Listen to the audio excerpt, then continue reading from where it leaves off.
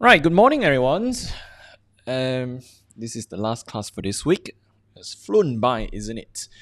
And today we are, as usual, we are doing a general paper. So we will have the first session as an introduction, and then the second session we'll go dive straight into the lectures. I think we will finish the class in just 2 sessions today. We won't take up to 3 sessions. So I think we'll finish roughly around 11:30, something like that. Okay, or before that. So we had a good introductory session on Monday, and then we had full class on Tuesday and Wednesday. So I wanted to tone it down a little bit so that you slowly get used to the rhythm and momentum of the class. So as like what I said, uh, it's up to you. My suggestion is you don't really need to come into the full live classes. You can always watch back the recording on your own pace and time, because there are times that you'll be much more you can really sit down and concentrate and do what you want to do. Okay, but it's up to you. I'll leave it to you. Now, we will start off same the first hour, looking at some of the exam questions. What is our strategy? How are we going to approach the subject itself? Now, before I dive in straight to there is something I wanted to show you all, which is just a recap of yesterday. Okay, yesterday. Minutes. Wait a minute.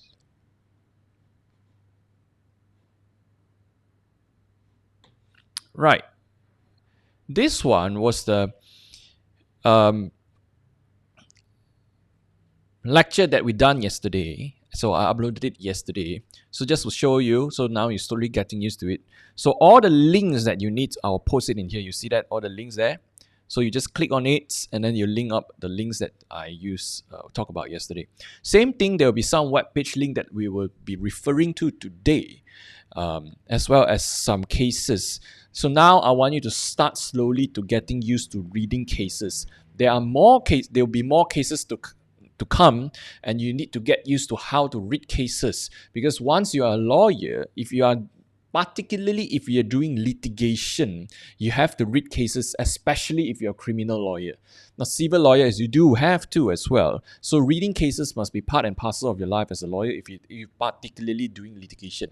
If you're not doing litigation, like you're doing the normal things that lawyers do, like conveyancing, contract, commercial, then not so much. I think that's one of the reason why not so much people wanted to go into criminal, because first thing, you have to have a lot of readings, you need to read a lot. Second thing, and also in litigation, like civil litigation, criminal litigation, because you have to prepare, you have to read cases, then they tend to go into the much more comfortable one, that's like drafting contracts, commercial.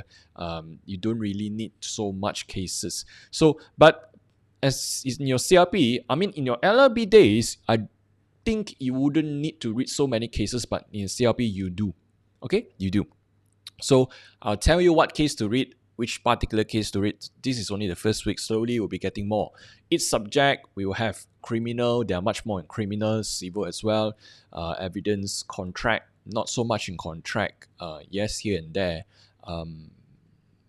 Land, okay, land, we do have quite a few cases. And also ethics, next week we come across quite some important cases that I want you to know. I think about 20 cases in there I want you to know. Now, when you read cases, I'll show you how to read. Is it a thing that you need to memorize? Okay, how you want to go through it. So just to show you a little bit, so as usual, yesterday I talked about you can set your speed. Okay, the quality, I like to set it to the highest 1080, and then your web page and also all the chapters that we talk about, section 12, section 12, 13, section 18, all the summary, things like that. Now, all the lectures this week, Monday to Thursday, I'll make it on a public so everyone can access it. So next week onwards, it will be on a private list only for the students. Maybe certain lectures here and there, I'll make it public so everyone can access it. Okay, just to let you know. So this one, put it off. Now, the other thing is this one.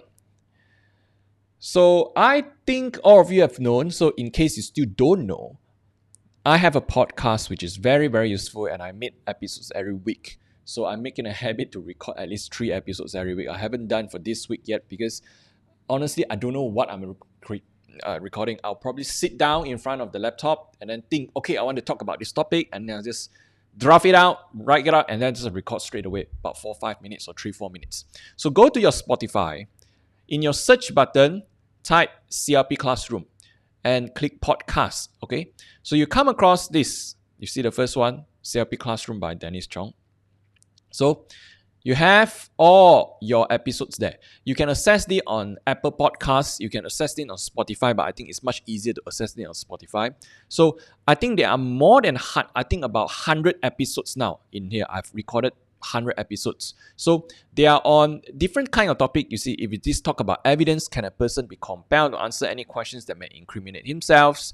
Okay, of course, we haven't started on evidence yet. So you see criminal, we haven't started on criminal, but let's see what else. Now, civil procedure, we haven't done it yet. Does the court has the power to amend and pronounce a perfected judgment? So I like to record it in a short, concise, so it will be there to support whatever we go through, and it's a much easy way to revise and also to recollect your thoughts on certain chapter. So it's very useful before exam, very useful. Now you can go in, click on it, okay, and you can play it. You can even download it. Okay, I think you can download it here. Okay, add to playlist, save to your episode, share, whatever. Okay, so make full use of this podcast. So, and like what I say, you see the last 3 podcasts that I did was much more on soft skill. Must you do CLP after completing your LLB? Is law the right career? How to maximize your time? So one of the goal, my aim this year, it's to incorporate more soft skill training and management, skills into your studies, which is what I will be dealing with all of you. And I think I'll come to all of you by end of this week or probably next week, just to know a little bit more about you, to see, whether you are working right now, you're part-time working, or you're a full-time student, so that I can know more about you, and I know, in case you have some sort of problems next time, and I know in terms of your current scenario, what can I do for you, what sort of advice I can give you. Okay, so make full use of this podcast. It's very useful. When it comes to the exam time like May, right, the download rate is like peak, like I don't know, it's really peak. One episode maybe you have like 500-600 downloads. Okay, so students are using it, so it's free. Go and use it. Okay, it's very good. Right, okay, I get it out of the way. Now, let's come back to our general paper. Right. First of all, you have a study manual. Okay, you definitely have a study manual on your general paper. In general paper, there are 2 subjects. Yesterday, we talked about professional practice. There are 4, right? You have ethics, you have land, you have probate, and bankruptcy. In general paper, there are 2, which is contract, number 1, and second, tort. And you can't choose. Both of them, you need to know, you need to learn. General paper is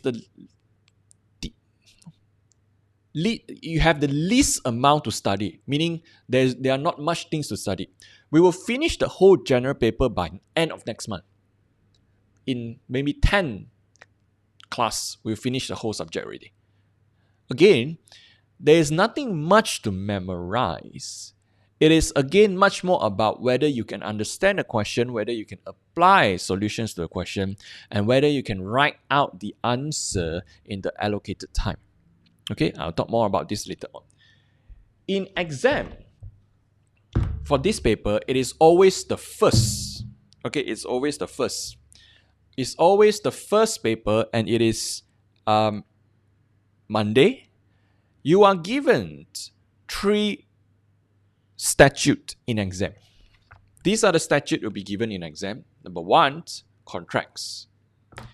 Number 2, Civil Law Act.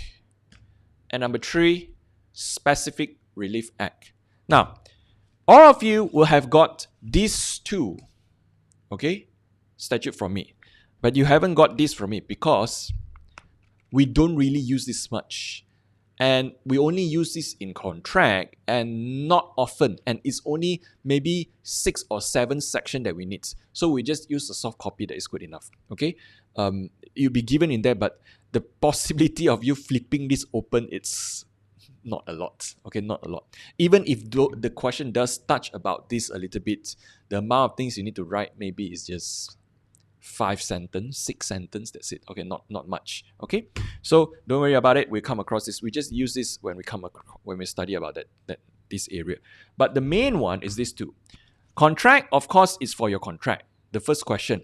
Civil Law Act, it's for your thought question, which is your second question. Okay, so right now we are not using this, so you can just put this away when we start thought. We use thought. So we'll use this. And we'll just use a little bit of this. I'll give you a soft copy, so don't worry about it. It's nothing much. But this is the main one we'll be referring to. And it's not all sections, just a few sections that we need to get used to it. What are the things that we need to know?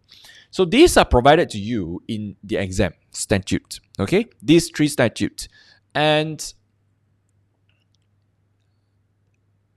normally, student, like yesterday I said, there are high amount of students that fail professional practice. There are also a good amount of students that don't do well or fail general paper. The reason being, first, it is the first paper. They somehow get a little bit nervous and panic.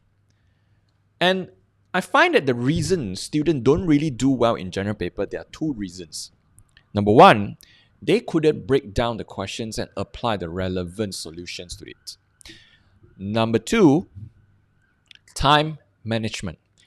Out of 5 subjects, the one subject that every single student always encounter, the one subject that where the students always encounter the same problem of not enough time to finish is this general paper. If you ask 100 students, 90 students will tell you they couldn't finish general paper because of time management, because they didn't do enough time training. When we start our past year question, we will do a lot of time training, and I'll train you all how to do these sort of things. So we talk more about it when we start in February, March, that time. So those that don't do well, they couldn't finish the paper. They end up, we'll see the question later on, certain parts of the question they couldn't finish, so they end up losing a lot of marks there. So time management is very, very, I cannot emphasize enough. In general paper, you must stick to the strategy and we must watch our time. So that's the hard part. Why is it a hard part? In LLB, we learn about contract thought. So when they get certain questions, they would, in LLB, we learn about contract like, offer acceptance consideration, Carlisle or Carbolic, smoke ball, boots the chemist, all these sort of cases. They will ask you what's the formation of contract. But in CLP, they won't ask you this. Even if they do, you don't write more than 4 or 5 sentences. It is not about that. Okay? They won't ask you got a contract or not. In CLP, there is always a contract. You will always decide when was the contract concluded, because they will have the contract, then they will look at, okay, the contract is concluded. Now you have this problem. Is there a breach? If there's a breach, what sort of remedy can you claim? What sort of damages can you claim? So the argument of contract, whether there's contract or not, is done. So don't waste your time writing, I know about this LLB and I know about this formation contract, and you start half a page of writing what is contract, offer, acceptance, consideration. You are wasting time. You're not getting much marks there because that's not the focus of the paper. The focus of the paper is always on, there's a contract. The actions between these 2 parties, is there a breach? If there is a breach, then can we claim any remedies to it? Okay, that's always the thing that we're looking at. So time management, I cannot emphasize strong enough that you really, really need good time management in this paper. So the mic and my shirt looks same color. I cannot. Okay, so every single student have this issue. I wanted to train you so that first thing first, your mental strength is strong so that you go into the first paper, you're not panic. The reason why is this. A lot of students, this is what happened in all your seniors. They will go into the first paper of this general.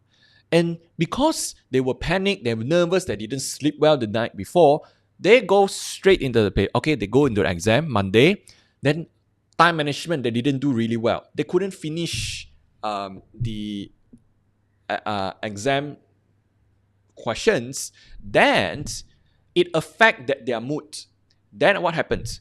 They come back Monday after the exam. Then they will keep thinking about, did I do enough?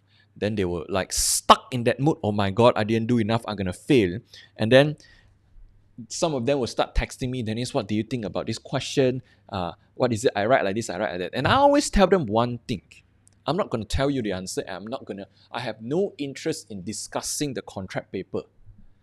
Because what's the point of me going through the contract paper with you on Monday afternoon when you have sat for the exam on Monday morning and start telling you you are wrong, you are right in this thing? It would just affect your mood. At that moment in time, your focus is to leave your contract, move on and focus on your next paper, which is Wednesday's civil procedure. So what happens if they don't do well on the first paper and it sort of affect their mood for the rest of the paper? I find a lot common student problem with this. They'll be like, oh my God, how? I don't do well, I'll fail this. And then they will start to, And I've seen students before that they went into the first paper contract. Not my students, but I've heard, seen people like this. They went into the first paper. They don't do well. And they think they are gone. They go into the second paper on civil and with the mindset, oh my God, I didn't do well in the first paper. And then that's why they didn't. You see, the Monday come back after the exam. Then they wasted the whole Monday just thinking that, oh my God, did I do this? Did I do that? Did I write this? Tuesday, they pick up civil. Then they find it's very hard to pick up because you are not well trained to switch between subjects. And then Wednesday, they go into civil and they don't do well. Then they give up and didn't go for the exam, the rest of the exam. Because they think that they will fail contract, they will fail civil. What's the point of going into the exam? They will still fail. They already failed 2 papers. They have to resit all.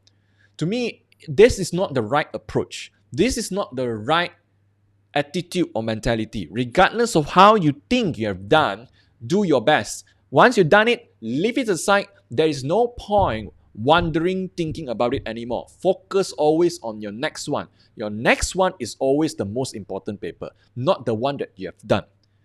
You have given it your best shot and leave it. Then focus on your civil, then after civil, focus on your criminal. Okay? So what happened, they'll always affect their moods and then they will didn't do well. Because, first paper, second, time management. I cannot emphasize, this is the first class and I'll say it, this is the first thing. Time management in contract paper, general paper is utmost important. When we start our past question, you will know why I say that. And you must be well trained in this area. Now, let's look at your next one. Your exam questions. Okay, same thing. Like what we have done with civil and what we have done with professional practice. Let's look at the type of questions that we'll be getting.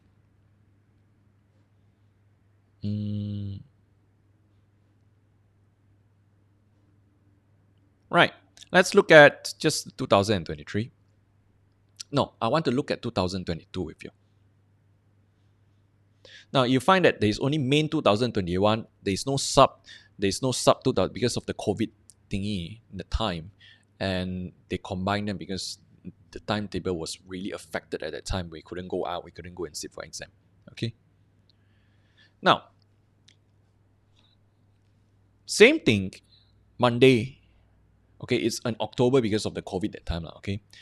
Last time, you have 5 subjects, right? All 5 subjects, your civil, your professional practice, your criminal evidence. Last time, the reading time is 15 minutes, but for general paper, your reading time is 20 minutes.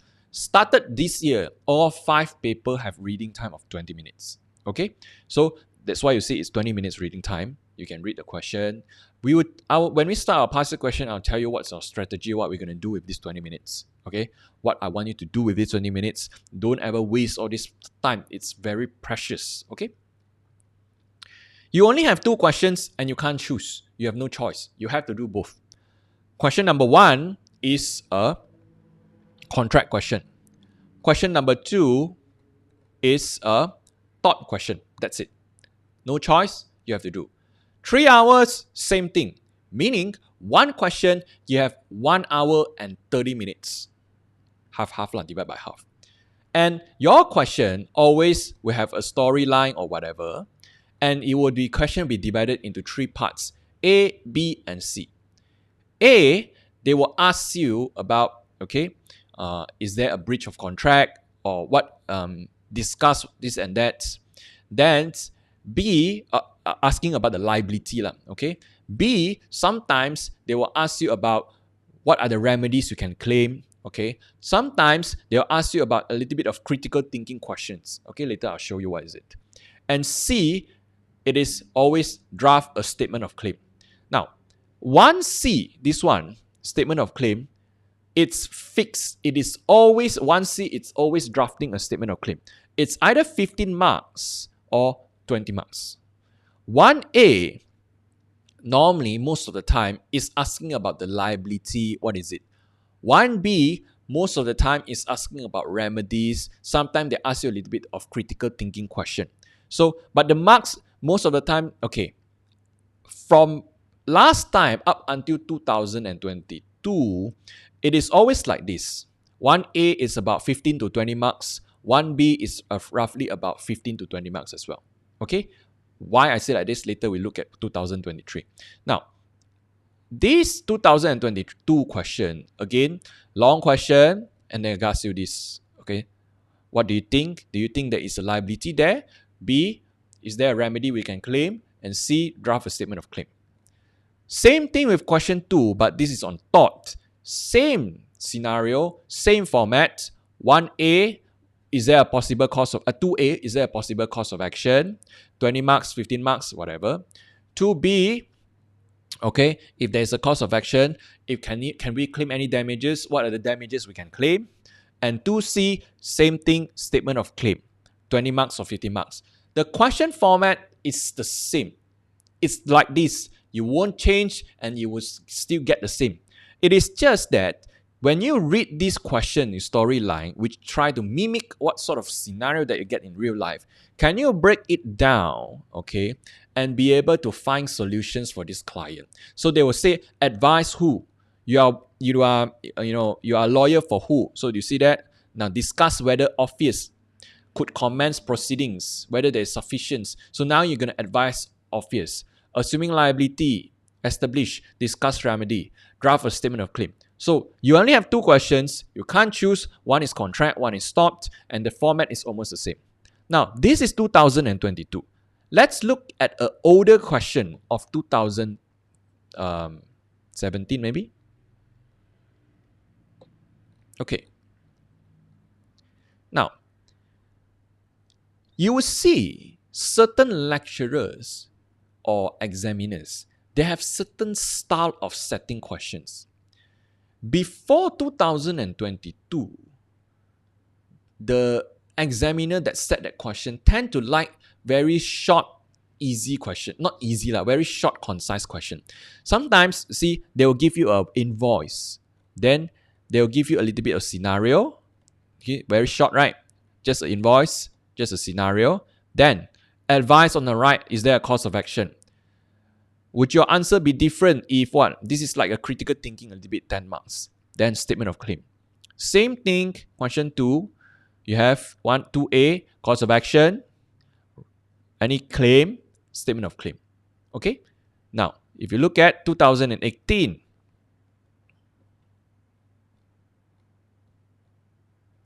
again, there's an invoice, a little bit of question. Then same thing, cause of action, remedies, can you claim? Statement of claim. Same thing for thought, a question. Now, for thought, they're slightly different. Sometimes they will give you a sketch plan, okay, how the accident happened. It has happened like this. Your pay slip, okay, your or this claim. So from this sort of document, you need to, analyze it and come up with what are the things you can claim, what are the things you cannot claim. Okay? Now, let's have a look at 2009. Short question. You see how short is it? Just 2 paragraphs. Then what are the cause of action? Okay. Statement of claim, damages. Same thing with this one, thoughts. Okay.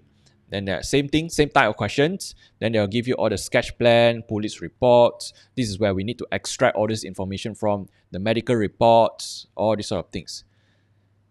I assume it was based on the same examiner up until 2022. That is what I assume. If you look at started from May 2000, I think, let me see.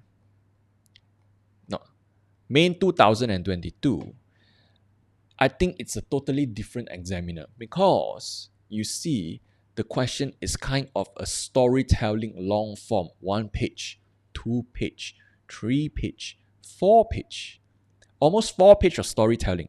So you see, from the question itself, you can see the style the examiner. Like what I said, every person has a particular style. So he is that kind of examiner that like this kind of style.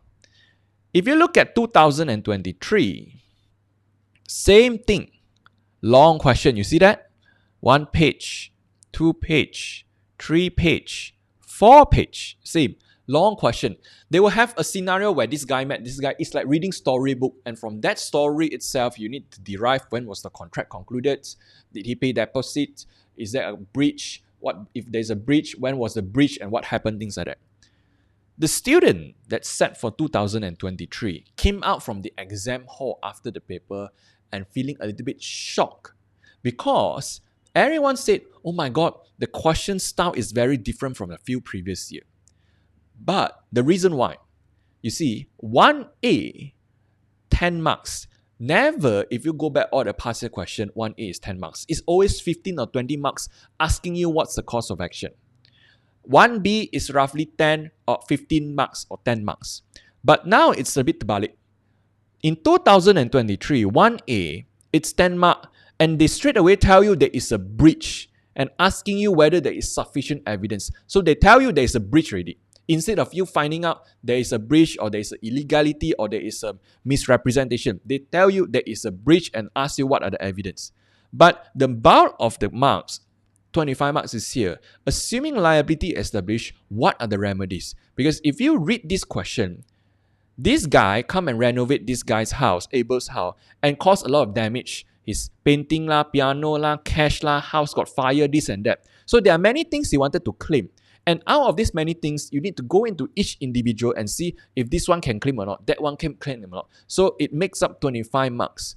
Honestly, the format maybe the question, I would say the question maybe is a bit different from the past few years, but the essence of it is the same. It is still based on the same legal principles. It is still based on the same legal knowledge that we learn. It is just that they want you to discuss a little bit more in this 1B 25 marks. So no matter how they change, the legal knowledge, the legal principle is the same.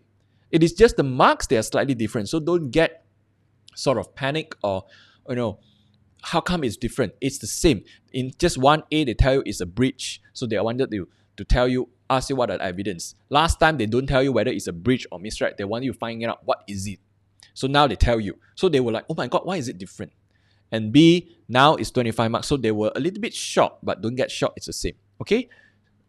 You see, thought also, long question, 1 paper, 2 paper. Okay? Then they ask you about, what is it? Cause of action, okay, remedies, and also the statement of claim. So these are the style and formats of your exam paper. This year, 2024, I think it's still based on the same examiner because I've roughly glanced through the contract. It's still on this long format type of questions, which I expect it will be because if it's based on examiner, they will have the same, particular style of setting the question. Okay, right. As usual, the problem is, you see, one question, you only get 1 hour, 30 minutes.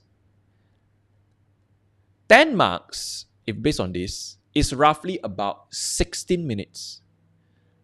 Previously, This one is maybe 20 marks. 20 marks is roughly about 35 minutes. Okay?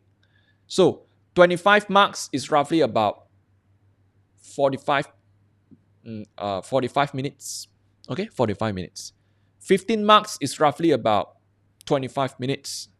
So what happened in student is sometimes 1A, they were like, I know how to write this. I know this question. And they write too much on that. 10 marks by right is 16 minutes. They finish using 25. End up here, you get lesser time. Here, you get lesser time. Every student that have problem with time management will end up cannot finish 2C, this one. And they lose 20 marks here. So, you gone 20 marks just like that because they couldn't finish 2C because they didn't do their time management well, meaning here and there, 1A, 1B, 1C. By right, this question 1.5, maybe they use 2 hours. You left 1 hour to do this. So you find the student, they write until the end, their handwriting will gone haywire because they are out of time and they always couldn't finish this part 2C. So time management, very, very, very important. The statement of claim, honestly, is not hard. It's not hard. We will practice a lot of them. It's not hard. It is straightforward. It is templates. This statement of claim, okay, is also things that you will do in practice scenario. Now, let me link it up to your civil procedure. On Tuesday, we learned about civil procedure. And I said, I gave you the 6 big block of chapter. The first one is preliminary block. When you start a case, Alex suing Mr. Lee, Alex need to check if everything is okay, there is a cause of action, and there is no issue on limitation. Mr. Lee, the defendant, will check also if issue is there, and if limitation bars Alex from suing him, then he can use limitation as a defense. So, this is it, the statement of claim. Alex must, within that 6 year, initiate that claim, file a writ or a originating summon together with a statement of claim to Mr. Lee to let Mr. Lee know, okay, Mr. Lee, you breach a contract. This is the thing I want to claim against you. That is the purpose of statement of claim. When we look at civil procedure, there's also another chapter called pleadings. Pleadings is like the big family name for all these statement of claim, including statement of claim, statement of defense, okay, statement of reply. Everything is in there. It's like pleading equals to fruit. Inside you got durian, you got watermelon, you got pineapple. Okay, so statement of claim is sometimes we use interchangeably. We call it a pleading, we call it statement of claim, or call it SOC. Okay, it's the same thing. So now you start to link up. That's why contract is also civil matters. So this is the claim thing they write down to send to the other party to inform the other party that this is the thing I wanted to claim against you. So if Alex sent to Mr. Lee a statement of claim, then when we learn civil procedure, we know within certain period of time, Mr. Lee need to reply and send a statement of defense back to Alex to tell him, okay, I disagree with this claim. I defend because this is my point. This is my point. If they cannot settle, then of course they'll go to trial. So that's the whole purpose of learning civil procedure, how you start a claim from the beginning up until the end. And this is one of them. Statement of claim, drafting statement of claim. When some of you may have working in a law firm, you come across this quite a lot. Okay, statement of claim, how you claim against the other party. Okay, honestly, if you wanted to draft a really, really good statement of claim, you need a lot of experience and drafting skills. Even I couldn't draft a really, really good statement of claim. But for exam purpose, you do not need to go into that bombastic, or at least the basic understanding, the flow is there, then it's good enough. Unless you are in a working scenario that you really, really do a lot of things, then of course you slowly improve. Okay, so now this is your what I call it, format exam. 2 questions, you can't choose. Time management, very important. All right. Now, next one. Oh, before that,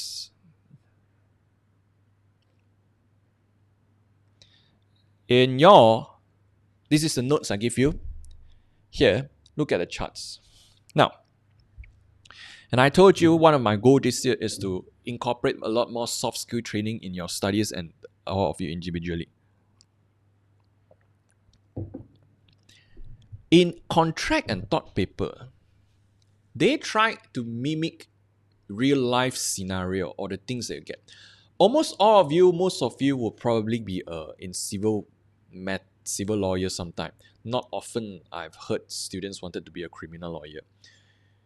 And you will come across a lot of this client, telling you this, that, or I want to sue this, I want to sue that. And when I was doing my chambering, my master is someone that is good in commercial contract. So he drafted a lot of commercial contract. To draft commercial contract, there is another skill that you need to learn when you are in a lawyer. You can, branch into that and specialize in that. Same thing with drafting contract as well. To me, okay, what I want to say is this.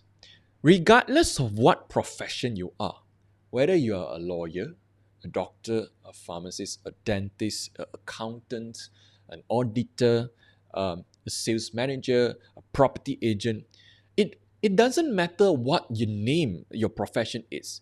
Because every single profession out there, or every job that you do out there, is a customer service job.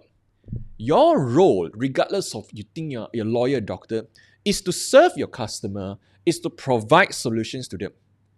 You see, if you're a lawyer, of course, you see, I provide legal advice. But why do you want to provide legal advice? Because there will be client and customer coming to you asking, Dennis, I got this. And you need to serve them and provide them your solution. Same thing. All jobs out there, all profession out there is a customer service profession. Every one of you must do customer service because you need to deal with clients. So, because of COVID now, I don't see you. It's all online classes. I do understand about that. I find that sometimes students, especially lawyers, like what I said, they are good when it comes to the law, moot court, things like that. But when it comes to dealing, communication between people, okay, they are a bit lacking. Because you stay in your bubble, you don't really meet live and go into classes, you don't meet people, and your exposure is not that much. And you have to know, like what I say, all profession jobs out there are a customer service job. You need to discuss, present solutions, tell the clients what to do. So you cannot be, telling them all. You must be able to explain in a way they understand, explain in a way they need to know. So if a client comes to you, a customer comes to you and tell you, Dennis, I have this contract and blah, blah, blah, blah, blah. And how will you explain it back to them? How would you give them solutions? Would you say, okay, let me check, this violate this law. It violate, maybe let's say the client is Alex. And okay, you say, Alex, Mr. Alex, I think this one, it violates Section 40, breach of contract. So if it violates Section 40, we can claim under Section 75, okay, or Section 76. Do you think the client is interested in you telling you which statute, or is it? The client will be, wait, hold on. Just tell me straight to the point what I need to do, what I will get. They are not interested in that what section, what statute. That is your job, your part to provide the solutions. So you must come out with the solutions, be able to explain in layman term to them and not in like a bombastic term. So that communication is something that I wanted to teach more of you. Coming back, this is what I want to say. When you are presented with questions like this in an exam, whether it's in an exam, contract, thought question, or in real life scenario, your client come to you. What is the first thing you must always think about? Is it you think about, okay, this section violate, that section violate, this thing, that thing. Then your thoughts will be here and there, here and there. How can we have a much more organized thought process that we know what we want and we can also present it and convey it in an easy way to understand? Soft skills, you always start with the end point in mind. Always start with the end point in mind. So when the client come to you and tell you, Dennis, okay, I have a contract and I think I want to claim this money, blah, blah, blah, blah. So what are you going to do? You think based on this client right now, what is the best outcome I can get for him? What is the best remedy I can get for him? What is the best damages I can claim on his behalf? How much money I can do for him?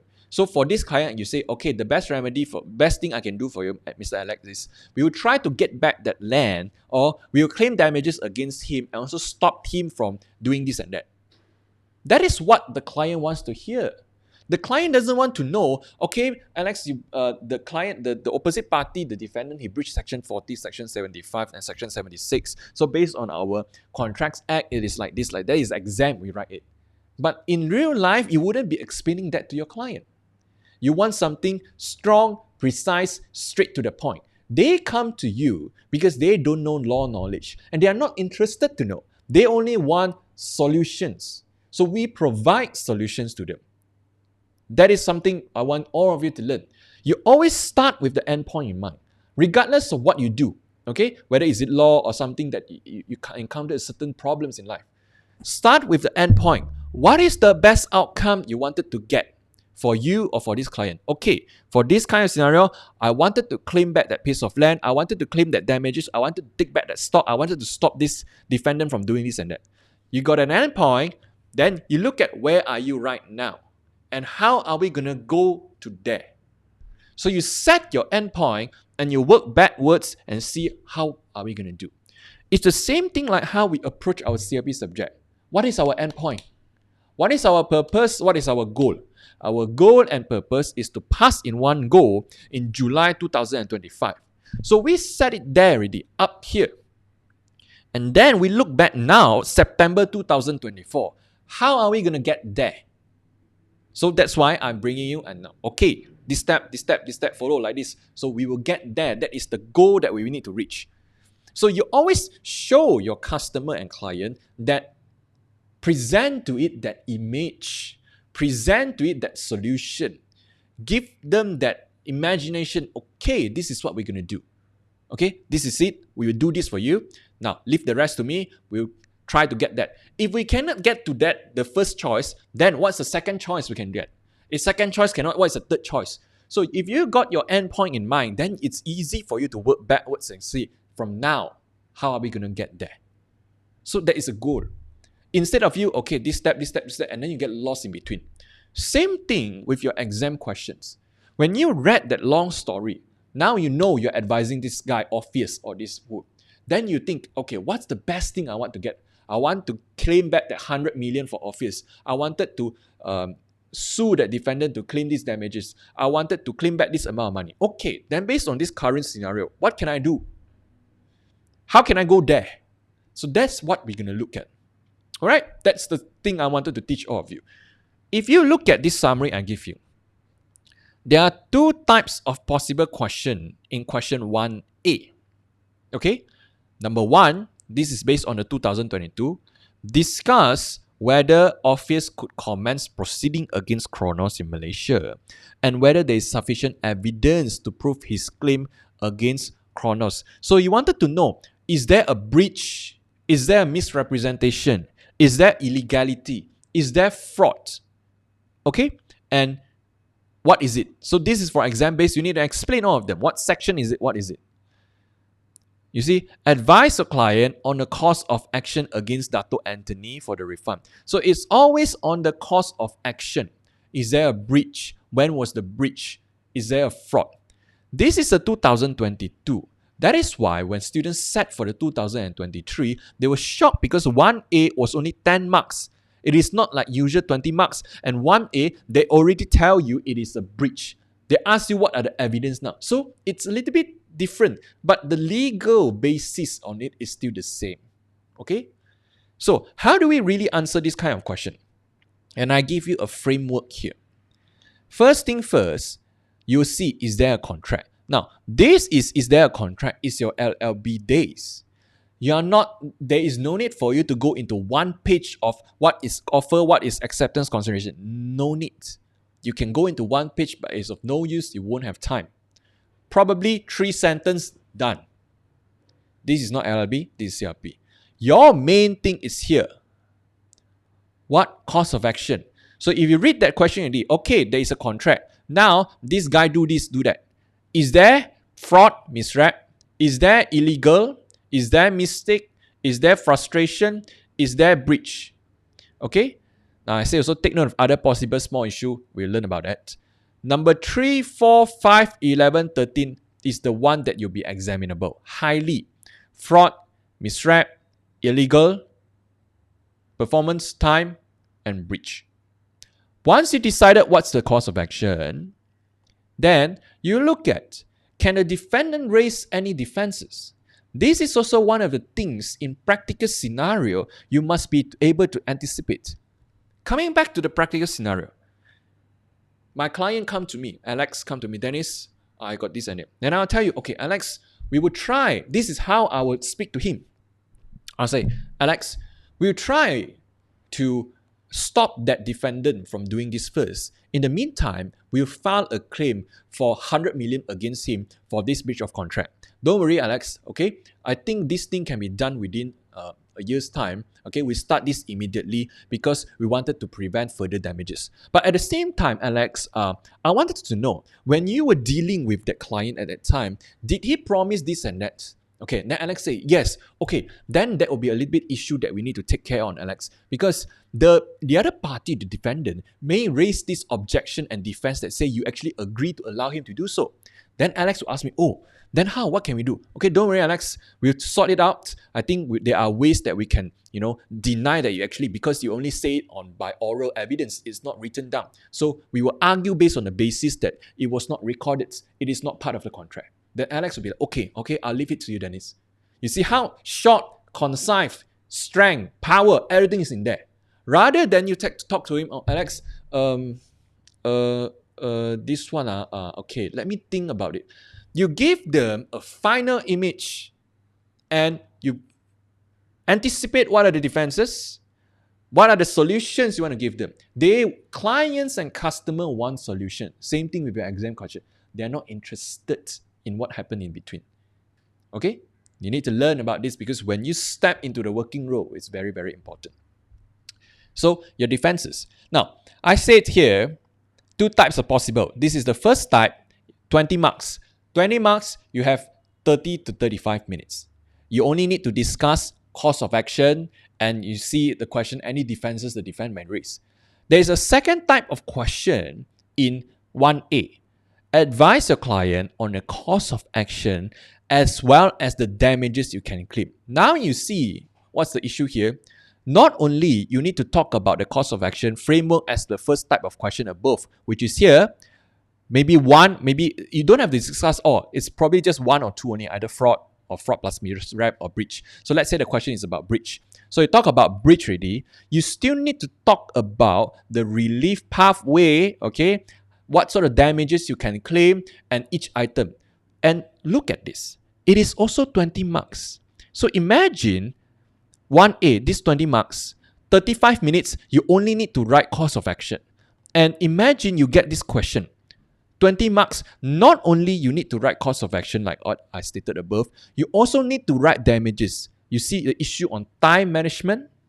This one, you cannot go into in-depth analysis so much on cause of action because if you write like the same pace you write on the sample I show here, then you wouldn't have time to talk about damages. And it's based on 20 marks, same thing, based on 20 marks, which is 30 to 35 minutes. So you need to look at the question itself, okay, and you know this is what they want to ask for, then you roughly estimate, I got about 30 to 35 minutes, okay, let's start. I can only write until here, okay, let's go straight into the point. So there is no need to go into so much of articulation. Straight to the point, what is it? Reasoning. What is it? Reasoning. What is it? Reasoning. And move on. So this is the 2 types of questions. Then I also, that you most likely will get in question 1A, which is contract. For 1B, sometimes they will ask you something like this. Okay, 2 types possible. Concept of a little bit of definition here and there. Okay, discuss, or they will ask you the remedies, pathway, and damage here. Meaning, 1A, they ask you cause of action. 1B, they ask you remedies, pathway, and damages. 1C, statement of claim. Or they may combine 1A, course of action plus remedies. Now you see time issue. They can separate into 1A, 20 marks on course of action, 1B, 10 or 15 marks on your remedies, damages, or they can just say 1A, I want you to talk about course of action together with damages. So time. Or they can ask you some question like this that need some critical thinking. Would your answer be different? They always have this question. If this, and that. 10 marks. So what happened was in 2023, they are different. The people got shocked because the 1A is 10 marks and 1B become 25 marks, which is never before. But again, like what I say, the legal knowledge basis under it is still the same. Okay, so these are all the possible kind of questions that you get. You will know what kind of questions you will get. You know the format already. So why I show you the question first, why do you look at civil professional practice and contract?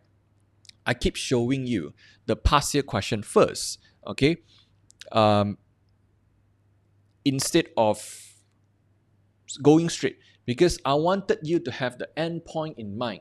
So I wanted you to set that target now.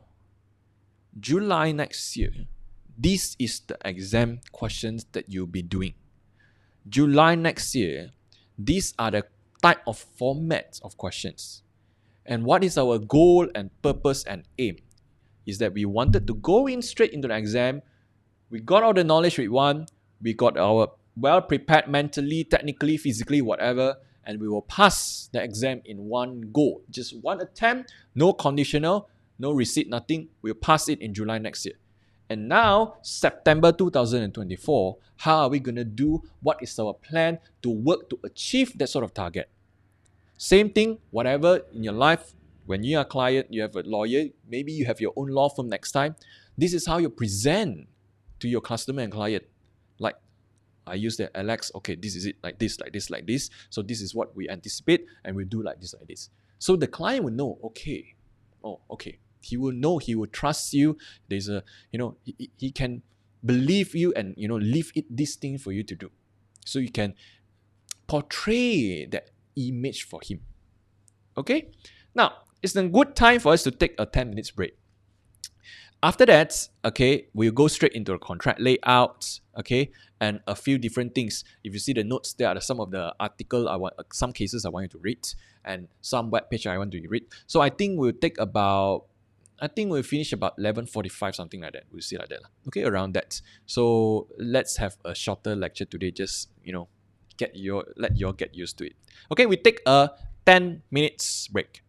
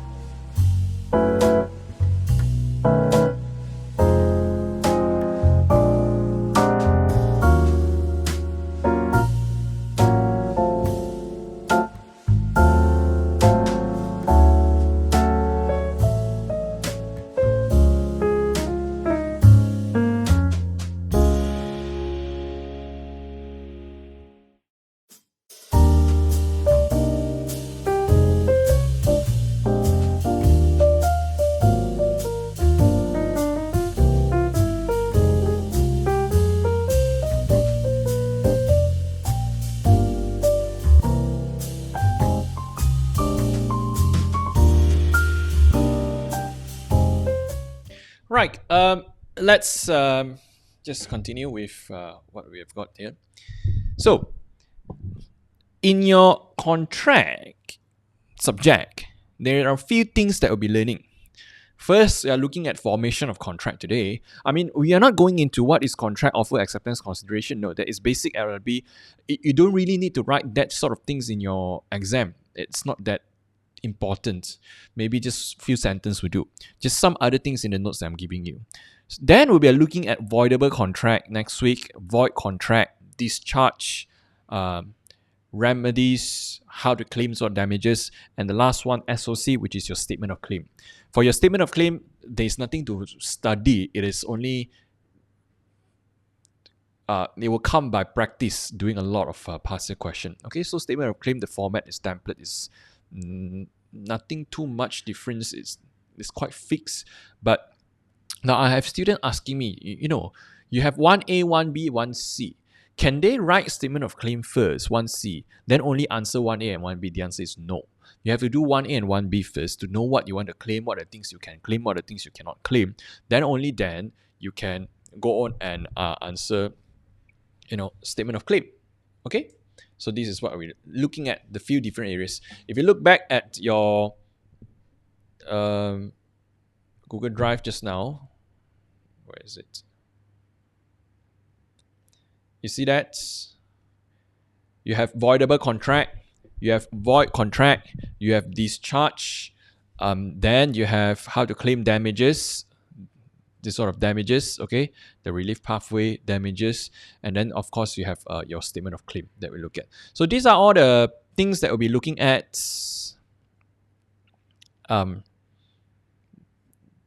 in the next few classes.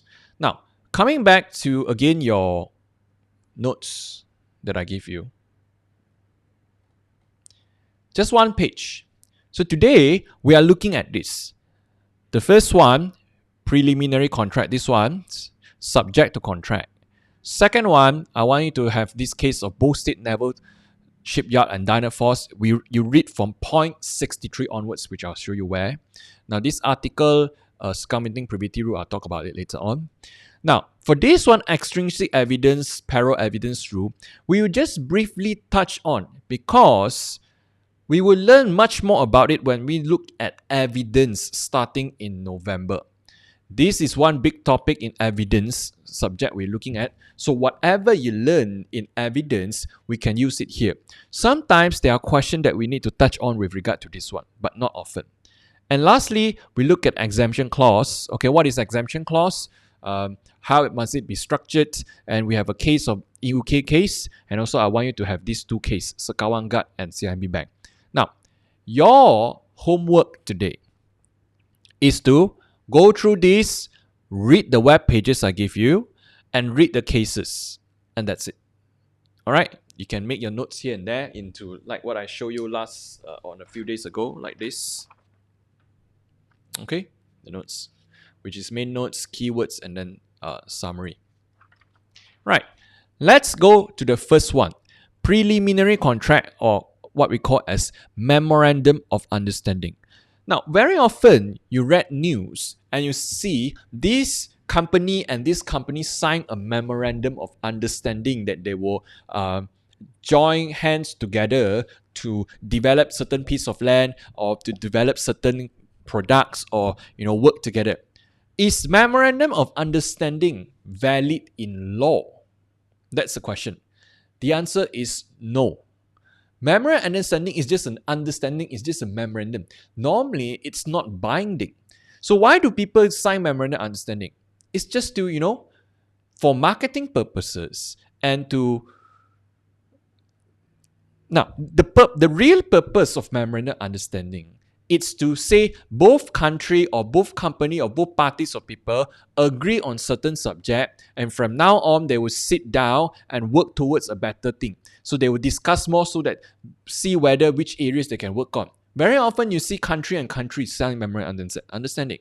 So it's only the first step beginning that say I agree and you agree and we agree on certain things.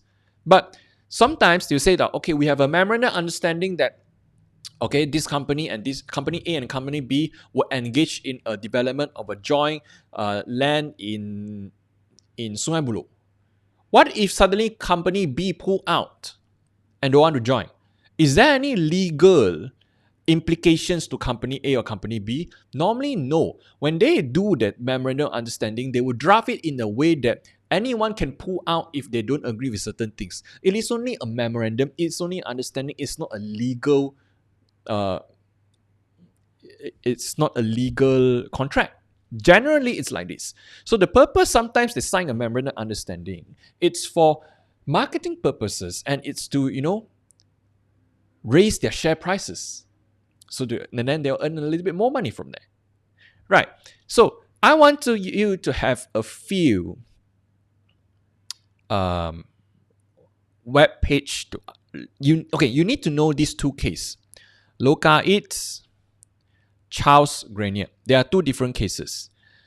If very often you get this in an exam question, and they will ask you, this party, Alex and Mr. Lee, okay, they negotiated for a deal to sell this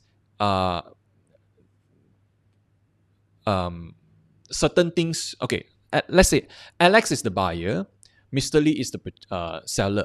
Alex and Mr. Lee negotiated and signed a memorandum of understanding or signed a preliminary contract that Mr. Lee agreed to sell the land or the house or certain stock to Alex with this price. Okay. Then they will final that at the end of the memorandum understanding or preliminary contract, they will have a wording like subject to a formal contract being drawn out. So now, with that piece of preliminary contract or memorandum understanding, is it valid legal contract or not legal? So there are two different arguments. Lokait say this, Charles Grenier say this. In exam, when you are presented with a problem like this, do you need to explain both Lokait say this, Charles Grenier say this? You can, but you must make a conclusion. Which one would you support and which one do you argue on? Never ever, especially in contract and thought, leave your answer hanging without giving a solution or without giving your firm decision. To me, you don't have to always quote two. You will look at the question and depends on the question, see whether they want you to advise the purchaser or the seller. Okay, if they say they want you to advise the purchaser, meaning you are the lawyer for the purchaser, then you will give the best solution for the purchaser. So based on the scenario, you want the contract to be concluded. If you want the contract to be concluded, then I argue based on this case. If now the question is asking you to advise the seller, and the best solution, best outcome for the seller is not to sell. If it's not to sell, then we need to argue that the memorandum of understanding or the preliminary contract that says subject to contract is not a valid contract. Then we argue based on the case that supports us. You see now, you need to see where you stand, who are you advising, and work out the best outcome, and then argue based on the case. Then your answer is nice, strong, there is a standing. As a lawyer, you must be firm, you must be brave enough to make a decision. Very often, there are students, because they were so worried of writing the wrong answer, they write everything in there and leave it hanging without making a conclusion and make out saying that this or that. And very often, always the examiner criticizes this kind of answer. Never ever write answer like this. Your answer must have a firm decision. I do this because, I support this because, I use this case because. Not, okay, if this case use this, say this. If that case say this, and it depends on the judge, this, and that. This is a terrible answer. No, never write answer like that. Alright, so now I'm going to send to you all the link I want you to have today. And also, I will again attach it later on in the YouTube down there. Alright. Okay, let me share it to you first in the live chat.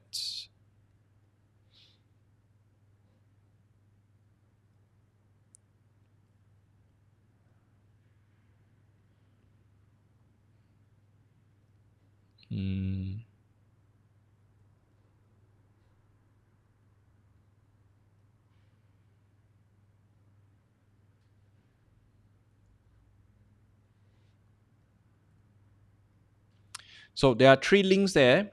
Don't worry, I will put them all like as usual in the YouTube there.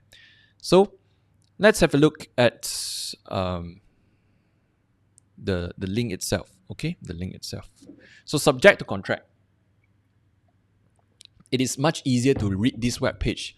You see, I still haven't opened up any of your study manual. We'll refer to that once a while. Okay, here and there, here and there. Now let's look at the first one, which is your contract subject to contract. Okay, I'll share that screen with you as well. Okay, this one. Now you see that not all contracts are drawn up in a single document. Sorry.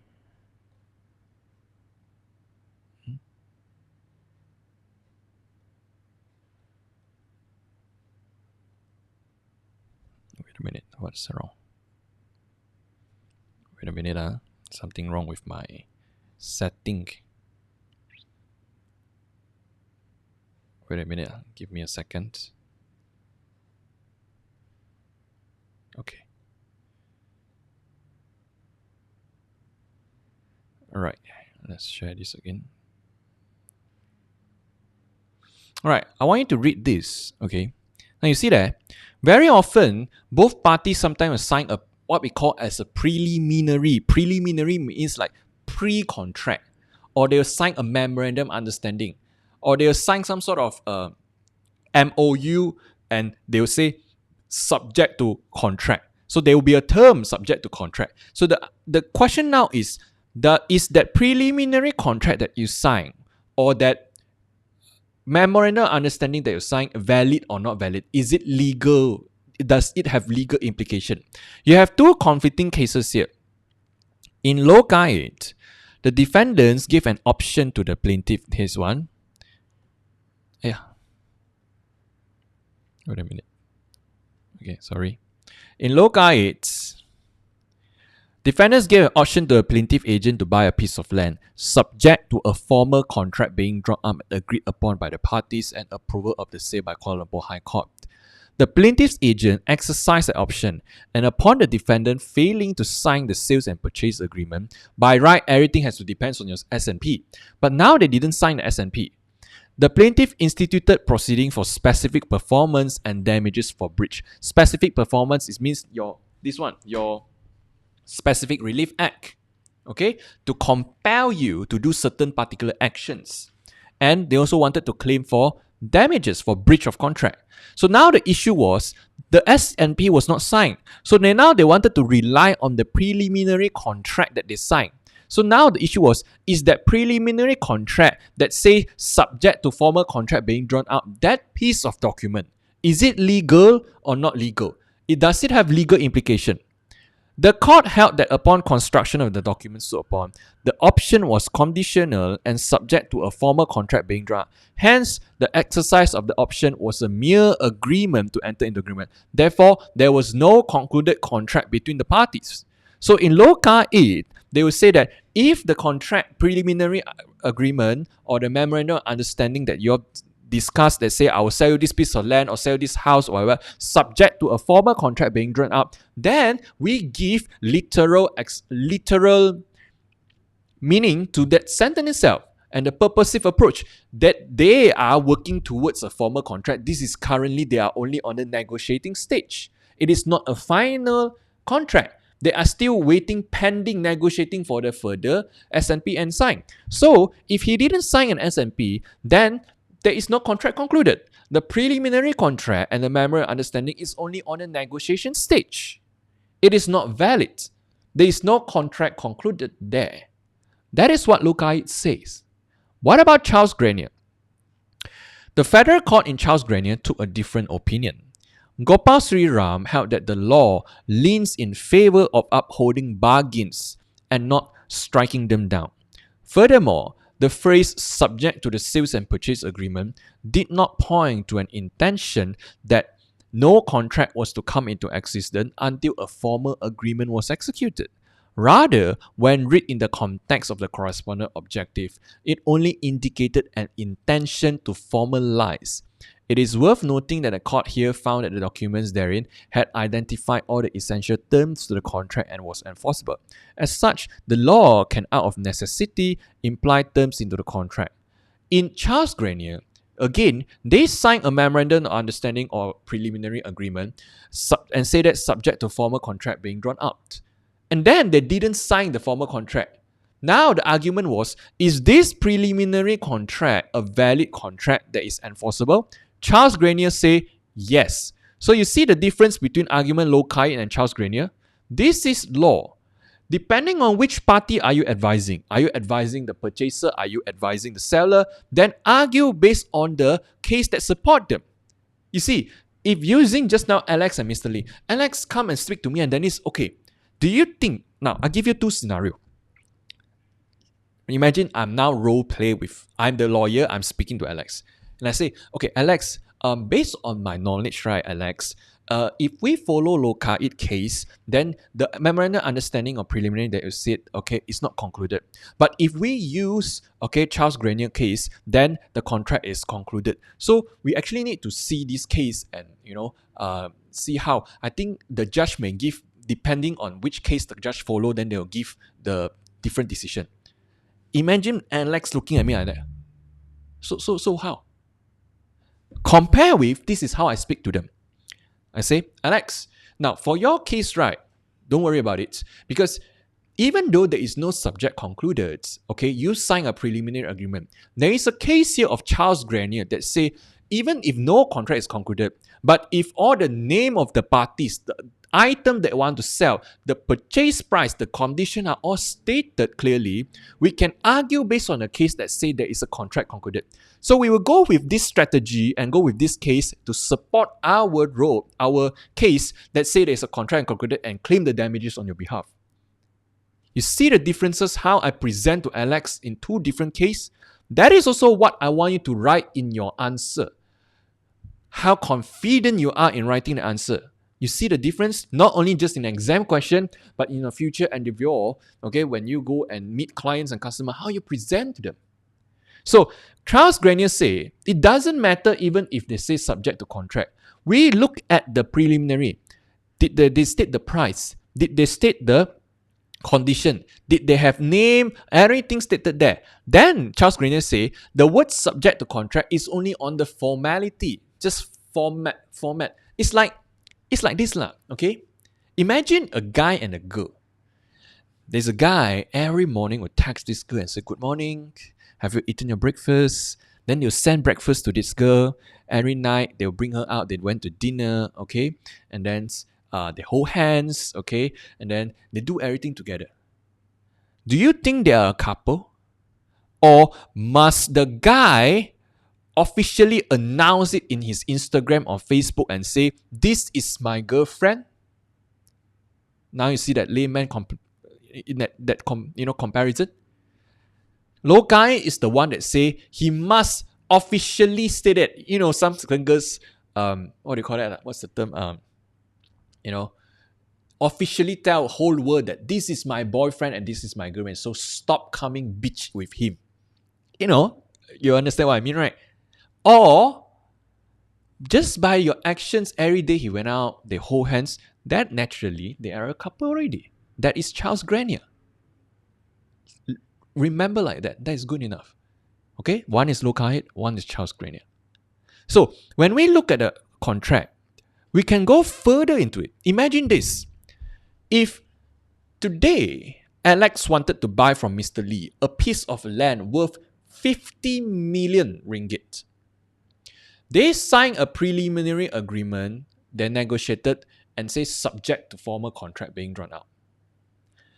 If now you are advising Mr. Lee, you are advising, Alex and Mr. Lee, right? They negotiated, Mr. Lee is the seller, okay? Alex is the buyer. So they have a preliminary agreement, everything signed. Alex signed a contract, but Mr. Lee suddenly didn't sign. So no S&P concluded. So now you are advising Alex, the purchaser. What is the best outcome for Alex? The best outcome is if Alex really wanted the land, and now the issue is no S&P being signed. We will argue Alex's case based on Charles Grenier and say, you see, the contract, everything is there. Okay, this is how I argue. You see, I want you to imagine. I will argue Alex, okay, has signed a preliminary agreement memorandum understanding with Mr. Lee.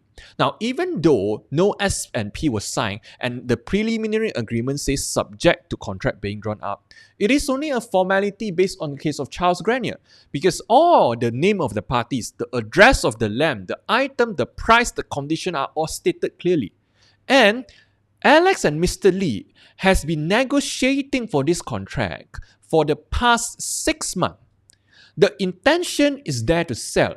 If there is no intention there to sell, no meeting of the minds, then Mr. Lee wouldn't meet up with Alex of more than 10 times to negotiate on the contract. This is, I make up the story a little bit. So I will argue the preliminary contract is valid. If now you are advising Mr. Lee suddenly don't want to sign. He tell you, I don't want to sell. I didn't sign the SPA. So if I didn't sign SPA, it means I don't want to sell. But then he did sign an MOU, a preliminary agreement. Alex will argue preliminary agreement is valid so that he can get the land. Mr. Lee will argue preliminary agreement is not valid, so he didn't sell the land. So if you're advising Mr. Lee, what case are you relying on? You're going to rely on locite. And you say there is no contract concluded based on a locite. And what sort of reasoning can you say? I will argue like this. A normal person wanted to sell a piece of land for 50 million. Would you draw up the contract subject to a contract being checked many times, only then you sign? If he really doesn't want to sell, then he wouldn't sign it. It is really subject to a contract being drawn up. You're not buying a 50 ringgit Shopee stuff, You click, finish. Now you're selling a 50 million. You wanted to make sure all the terms is right. So you didn't sign the SPA, meaning you don't want to sell. So the preliminary says subject to formal contract, we must follow it. Now you're not buying a 50 ringgit, 5 ringgit stuff on Shopee and say, no man, just click. You're selling a 50 million high value item. You'll be really careful, right? You really want it to be on legal terms, everything valid. So that's what I will argue on. So you see, depending on which party you stand for, your argument is different. And how you present to them, it's also very, very important. The confidence when you say this thing out. So I want you to read this case, these two cases mainly. Just read this article, good enough. You can also use the case of Deutsche Bank and also I think Air Hitam Tin Raging. Okay? So very nice, written up by this lawyer, Mr. Ivan, and also very nice, very well written. So I want you to read this one. Okay? I want you to read this one. So this is your homework for this class. Next one. What is privity of contract? If today, Alex and Mr. Lee, Alex is the buyer, Mr. Lee is the seller, both of them sign a contract to sell certain things. Mr. Lee breached the contract. Alex can sue Mr. Lee. Mr. Lee can sue Alex because both of them are privity. There is a connection between them. They are parties to the contract. But if today Alex signed a contract with Mr. Lee, can Mrs. Lee become a very busybody and come and wanted to sue Alex when she is not a party to the contract? The general rule is you can only sue and you can only be sued if you are a party to the contract. There must be privity of contract. The law still stands the same regardless of whether it is in the UK or Malaysia. Privity of contract, simple as that. Now, there is a case that can read called Bowstead Naval Shipyard and Dynaforce. And if there is a case I want you to read, if I want you to read the whole case, I'll tell you. But if it's just a certain part of the case, then I want you to read the certain part. For this case, I want you to read point 63 onwards. Just a simple. This is a case, simple case, an example of the case downloaded from eLaw. You will have the case name. You have the year. You have the court. You have the judges. Okay, and appeal number and the date. They will start off with some keywords. Then they will have a summary of the facts. and summary of held. What did the court say? Some of the cases, you just need to read the held part. In CLP, you do not need to know the case, the party name, the facts. No. Okay, all you need to know is just a little bit background. You're not required to memorize. You need just to know what did the court say about this issue and what is the reasoning the judges gave. That is the most important thing. Okay, I repeat, for reading case, regardless of what subject, you need to know what did the judges say with regard to this legal issue, how they decide on it, and what is the reasoning the judge decide like this. The reasoning, that is the most important part. Why he gave this decision? Why he say like this? How? Why? Not so much about this guy sue this guy. No, that is not really important. So sometimes for certain cases, you read the help part is good enough. So the first and second page normally is like a summary. This is a summary of the facts. This is a summary of the decision. Then this is a summary of the case that the lawyer referred to. Then after that, you see that judgment? Then this is the full written judgment, okay, of Court of Appeal. Started off because there are a few different judges. You have Abdul Malik Ishaq, Azia Ali. Not every judges write up. Sometimes one or two judges write up only. Then the third one say, I agree with this judge. Sometimes just one judge write up and two of them say, I agree with him. Okay, depends. So how does a judge from magistrate go to session, promote to high court? It depends on this sort of. They will look at, okay, the selection committee will look at the write up they have given. Is it good? Did he work? Did he bias? Is it fair? Then based on them, okay, then they work their way up. Now you see, in Dato Sri Najib case, the judge of Dato, what's his name? I cannot think. Something of N. Dato Nazri. No, I cannot think of it. I think he's a very good judge. Okay, you can see based on the language that he used, the articulation, the reasoning. So I foresee him, having a very bright future in terms of judiciary. There are also a few judges that is in magistrate and session court that I've read certain, or high court that I read certain of the judges, and I was like, wow, these judges is kind of very different. And I will tell you which one is it. And I foresee them being really, really, working all their way up to the federal court judge. Okay, so this is the subject. What is it about? Sometimes you have cases like Najib, they are like 800 pages. So not everything you need to read. So for this case, I want you to read this point. See, you have point 7. I want you to read 63 onwards. Where is 63? Here. You see that? The law is clear. A person who is not a party to the contract has no right to sue on a contract. That is a general rule and is still a valid rule until today. Section 2D of your Contract Act, that's where you can flip open to your Contracts Act. What is it in Section 2D? You look at Section 2D that say, when at the desire of the promisor, the promisee has done or acted whatever. Promise that the consideration of promise may move from the promisee, and it cannot be denied that the scope of section is wider than English rule that require consideration to move from the promisee. See the speech of Lord Wilberforce in Kepung Prospecting. Okay, it's correct proposition to law that say the doctrine. Okay, you know the word doctrine, you learn your IRB days. Privity is confined to the rule that only a party, a contract, may sue on it. Then I want you to read this 63 up till the end, not a lot. 63 up until 71. That's your job for today. Okay? So I think there is no reason for you not to read. I already gave you the case. I already tell you which part you want to read. And then what is it about? It's about privity of contract. The general rule says you can only sue if you are a party to a contract. Now, if you come back to the notes I gave you, you see there, article circumventing privity rule. There was an article written by a lecturer from Utah in quite many years ago. What's his name? What's her name? Tan Pei Ming, 2009. On, is there a way that we can bypass this doctrine of privity rule? And she, I think it's a she, right? She quoted a few examples and ways and some cases to back it up. But I want to say it here. These arguments are academic argument and it's not mainstream. The general rule is still the same. You can only sue when you are a party to the contract. Now you see, example, Alex suing Mr. Lee. Alex suing Mr. Alex suing Mr. Lee. Suddenly, Mrs. Lee come and sue Alex, whereby Mrs. Lee is not part of the contract. So what will Alex argue? So now I must train you all to be able to switch between the parties. Now you stand on this guy. Now you stand on there. Now you stand on this party.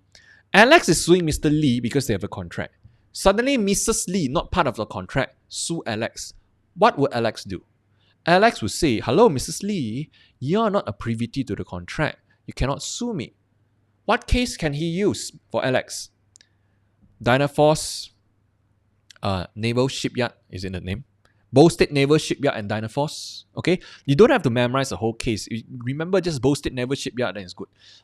This case is not. It's just something that if we do have to write about it, it's something to make your illustration much nicer. Sorry. If you are advising Mrs. Lee, Mrs. Lee is not a privity to the contract. Is there any way, being not a party to the contract, she still can sue Alex? Then we need to think about ways. Then you will advise Mrs. Lee, all right, Mrs. Lee, we will try to argue these few points in a court, okay, based on this academic argument as well by Tan Pei Ming. So what academic argument she put forward that says there are certain ways we can bypass this doctrine of privity. So she talked about, okay, I think it's here.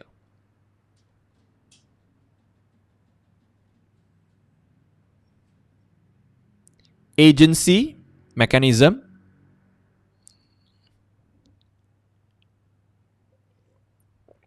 Then, of course, she argued, okay, and she uses the case of Golf Check and Nilai Spring, okay. Then, by trust, they say if it's a trust, it's a third party can sue, she's not a privity of the contract. So there are ways we can bypass. Then,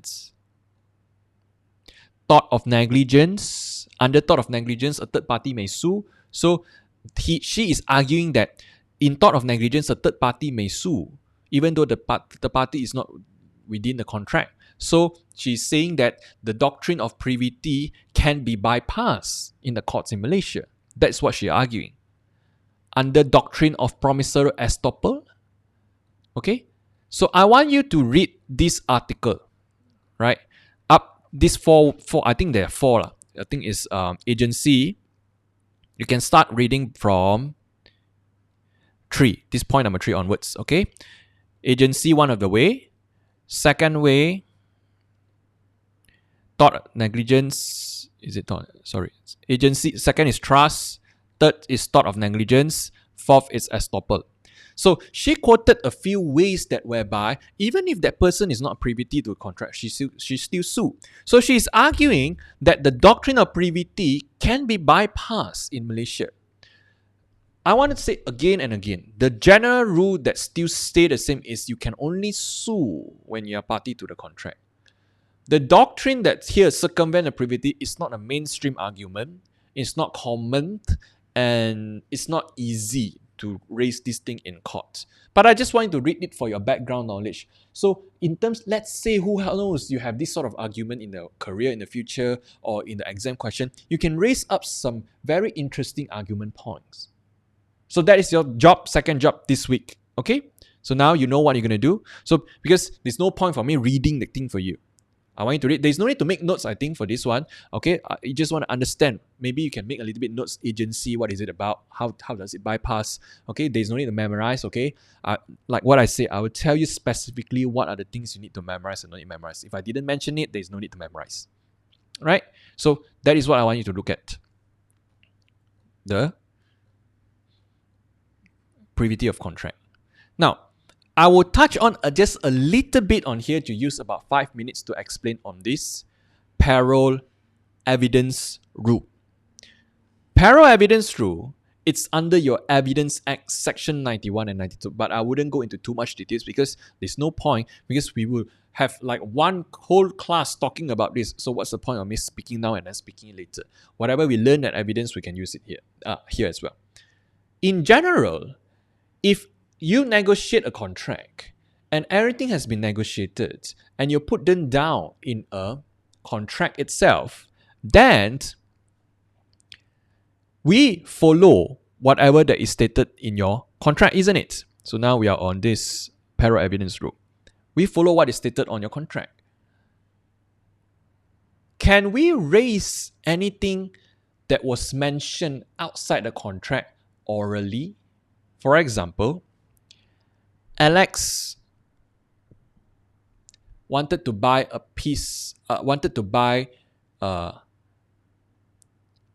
iPhone from Mr. Lee. Maybe he do in bulk wholesale.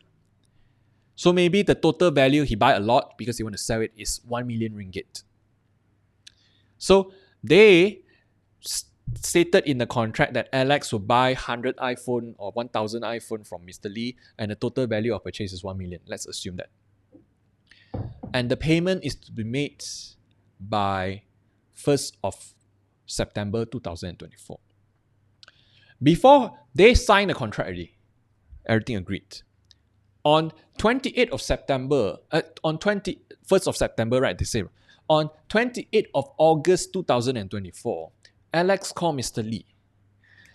Alex say, Mr. Lee, I know we signed a contract that I need to pay you 1 million before 1st of September to get that. Now, I have some financial issue right now, but it's just that the money is coming in but a little bit slow, Mr. Lee. And can I get the stock from you first? I will pay now 50% to you before 1st of September. And the rest of 50%, I will pay to you at the end of September. Is that okay? Mr. Lee Alex was on the phone with Mr. Lee. Mr. Lee said, oh, well, Alex, no worries. Okay, we have known each other. And okay, no problem. On 1st of September, so Mr. Lee sent all the stock to Alex. Alex paid 50%. And remaining 50% to be paid end of September. Suddenly, Mr. Lee changed his tune. And he now wanted to sue Alex for breach of contract because Alex didn't make the full payment before 1st of September for 1 million ringgit. But Alex now raised the issue and say, but Mr. Lee orally promised me that he allow me to pay in 2 installments, one before 1st of September and one end of September. He promised it on the phone. And Mr. Lee say, yes, I mentioned it orally, but it was not written down anywhere in the contract. So how? Is Mr. Lee right? Or is Alex right? Is there any argument that we can support Alex? Is there any argument that we can support Mr. Lee? There is argument that we can support Mr. Lee based on Section 91 of the Evidence Act that say if everything needs to be written down in a contract, then we follow the contract. And there is no way that we can adduce, ADDUCE, any evidence outside of the contract to verify the contract. Section 91 would support Mr. Lee. Is there anything that can support Alex?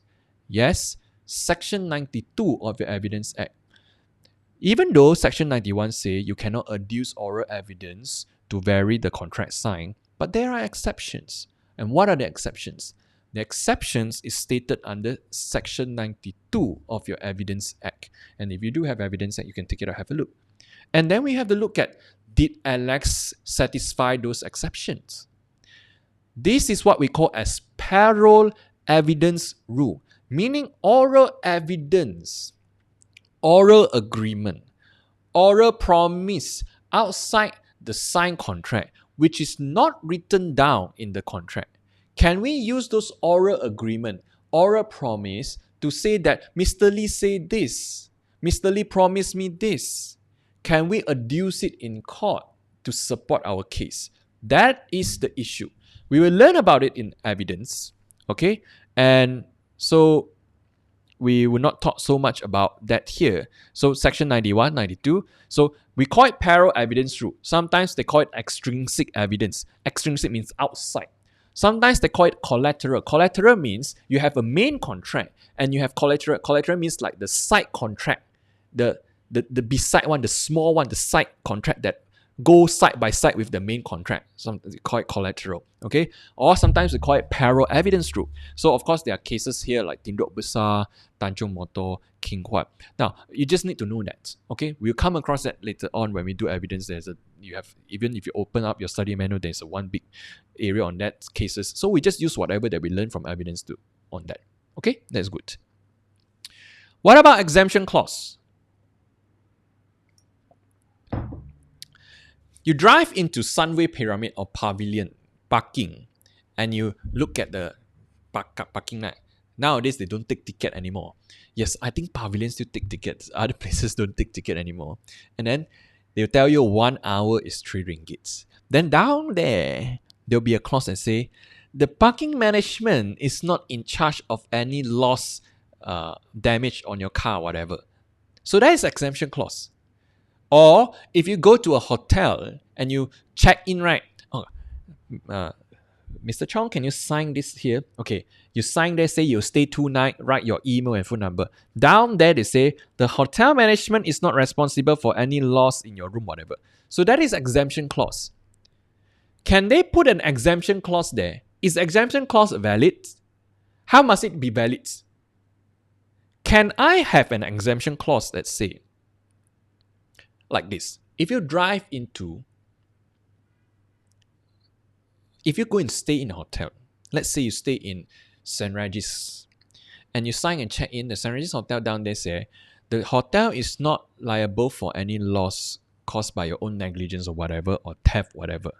And then he say, the customer shall not or may not initiate any claim whatsoever against the hotel management for whatever loss that the customer sustained in his stay. Meaning what? Meaning he's putting a clause there. Regardless of you die, you lose thing or whatever in the hotel, you cannot and no way you can sue the hotel for whatever damage. They are putting a clause there to restrict you from initiating any legal challenges against them. Is this kind of exemption clause valid or not? It's like basically end road, put a stop there. You will not be able to sue them.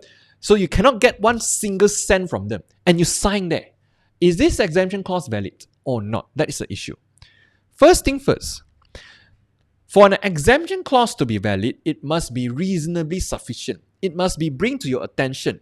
So that's why when you go and parking, if they put that word, the management is not responsible, so small down there, then it's not reasonably. It must be big enough. That is the reason why when you go in parking, there is a board there tell you the price. That is the contract. When you take that ticket, you saw that thing. That is the contract. 1 hour, 3 ringgit, and I'm not responsible. They put it in the reasonable. They don't put further far away. So it's reasonably sufficient for you to know. What if they have an exemption clause that restrict that you cannot sue them for whatever things? Is it valid or not valid? In construction, a UK case of Mott MacDonald and Tran Engineering allowed that to happen. So this is the one here. Can an exclusion clause or liability cap apply to a deliberate or fundamental breach? So now, there is a construction case. They deliberately breach it or fundamentally breach it. Can you sue that guy? But there is, technically speaking, you wanted to sue for damages because he fundamentally breached it. But the contract that they signed specifically say you cannot sue him for whatsoever. So that's the issue. In UK, Mott MacDonald and Tran Engineering, so this is a summary, the Technology and Construction Court, gave summary judgment holding that a clause in a professional service agreement containing a cap on liability, that is a cap, means stop you from suing them, exclusion on liability, and the net contributor clause apply even to fundamental, willful, or deliberate breaches of contract. It was a very interesting case, meaning if you put the clause there and I purposely fault you and purposely go and breach the contract, you cannot sue me also because you sign that thing there and say that you can't sue me for whatsoever reason. It did so on the basis that the clause was worded broadly enough to cover such breaches and when there was no need for it expressly to refer to them. When you are a lawyer, like my master last time, he was very good in commercial contract. So to draft this sort of commercial contract, your wording, how you structure it, it needs skills. You know, programmer, coding, code computer. How someone codes something, they will build up to code. To me, is an art. Okay, 艺术 art. To do that, they need to think about the framework first, how they want it the program to be, and then they code based on that framework how you want to draft out. Same thing when you draft a commercial contract. You always, like what I say, think of the end point. What is the big picture you want? Then you draft based on that thing. Because if you draft one sentence, then you'll end up your commercial contract will be here a bit, there a bit. Doesn't fit like this, doesn't fit like that. You think of what you want it to be and you mold that contract based on the wording that you use. So it needs a lot of skill. To me, it's a work of art. Okay, it's a work of art. The court upheld long-standing authority on interpretation and application of exclusion clauses. As a result, when the case proceeds to trial, the counterclaim means what? Okay. As we progress and read along cases, I'll explain to you what all these terms mean so that you understand. If I sue you, okay, for this thing, for this case, claim 5 million, you sue me back at the same time, counterclaim against me, okay, for 2 million. I sue your breach of contract on this case. For this case, you say, I thought of negligence, you counter sue me, okay, that is counterclaim. Okay, we talk more about that when we look at civil procedure. Counterclaim, value at 5 million, will need to overcome all the exclusion at any event, be worth at most 500,000. What are the practical implications? This case restates and reaffirms the court-established approach to interpreting and applying exclusion and limitation clauses. It repeats that there is neither a rule of law whereby clauses do not apply, where the party seeking to rely on them was guilty of a deliberate or fundamental breach, nor any presumption that the clauses will be interpreted narrowly so as to apply. The case is important for contractors, consultants, professionals maintaining certainty of the law in this area. Parties can continue to rely on the clear wording of precedent exclusion clauses and to limit their exposure by liability caps without concern that the clause will be disregarded in a dispute because of particular fact. The same or certainty obvious. So I want you to read this webpage, actually very short only. It's a UK case. So far, I haven't seen it applied in Malaysia yet. Maybe yes, I don't know. But just let's keep it as it is for construction for this UK Mott MacDonald and Tran Engineering. It was quite interesting. Meaning, I can draft an exclusion clause there. And if we sign, and if I purposely go and breach it, you still cannot sue me. If you think morally, is it fair? It's not fair. But at the same time, you'll be thinking, this is civil matters. You both negotiated them. Nobody forced you to sign it. You both okay for it. Only then you sign. So we need to give effect to what you've signed, isn't it? Okay, so that's how you look at it differently. So I'll leave it to you. So this is another one, your homework for today. Read this. Okay. Now, next one.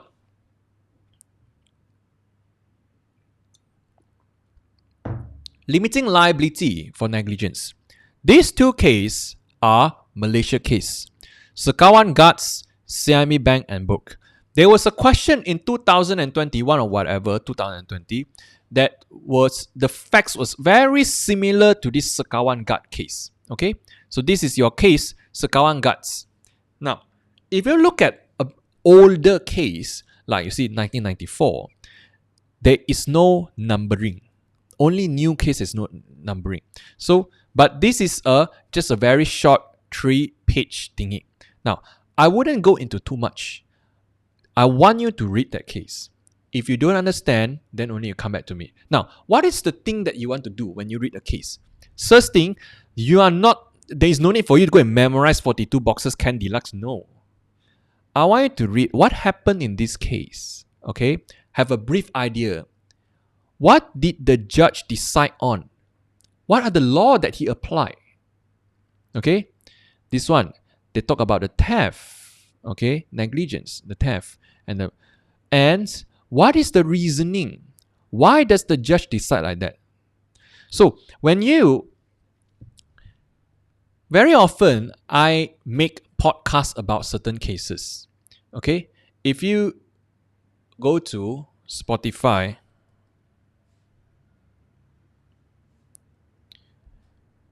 just now like here, this one, where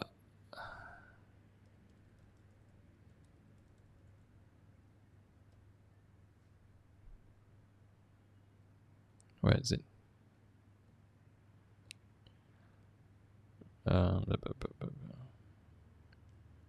Wait.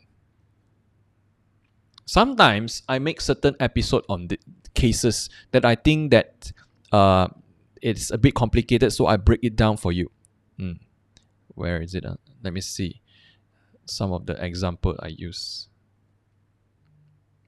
For example, like this. Case analysis on N. Indra P. Nalantambi. So I break down what the case is about, the summary of it, what happened in this case. See, do you know the important legal principles mentioned? But only those that are a little bit complicated, I'll do about it. So for this one, I just want you to read only 3 pages, very short. Okay? I think there was a question in 2021. The facts was very similar to Sekawan Guts, but the argument we are a bit different based on the answer when we do our puzzle question. So again, when you read, you can make into a short notes like this one.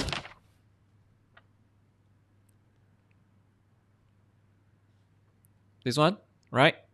Do like this. Main notes, you can do a summary of what is it in that case. What are the keywords, okay? Terms or summary.